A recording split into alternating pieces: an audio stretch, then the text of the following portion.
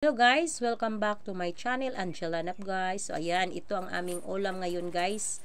Binili namin to guys na half kilo lang to guys, 168 only. So ayan, isda ang bato.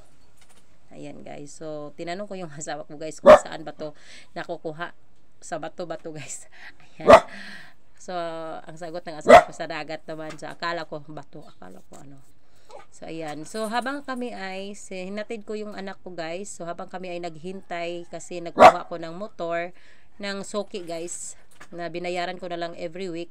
So, nakakakita ako ng, ito, guys, kasoy.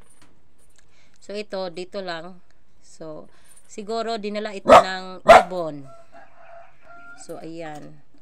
So, may, siya, guys, salin-salin, kinainan ng, ibon guys. So ayan, pinulot ko guys para itanim ko yung niya guys, para naman baka sakali na guys na tumutubo siya guys. So itanim ko yung buko niya guys, yung seed niya.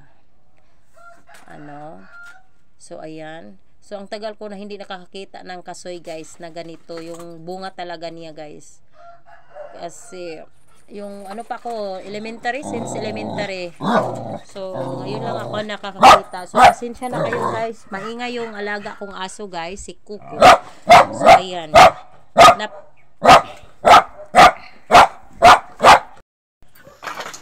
So, ayan, nakauwi na ako sa bahay guys. So, ito ang dinatnan ko, yung pusa ko guys, si Rusty. Ayan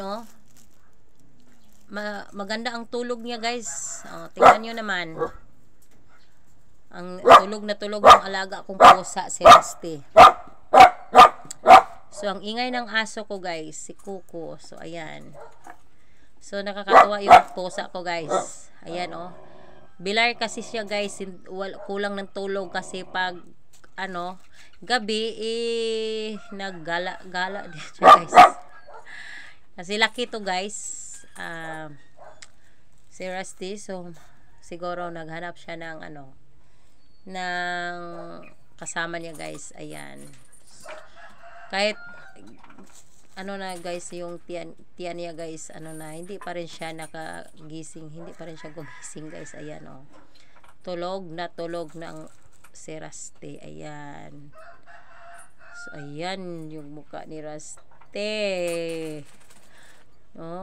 Ganyan lang siya guys, kahit ayan ayan yung tummy niya, kinulit ko siya guys. Hindi talaga siya gumising guys, tulog na tulog. Ayan, so kulit ang pusa ko.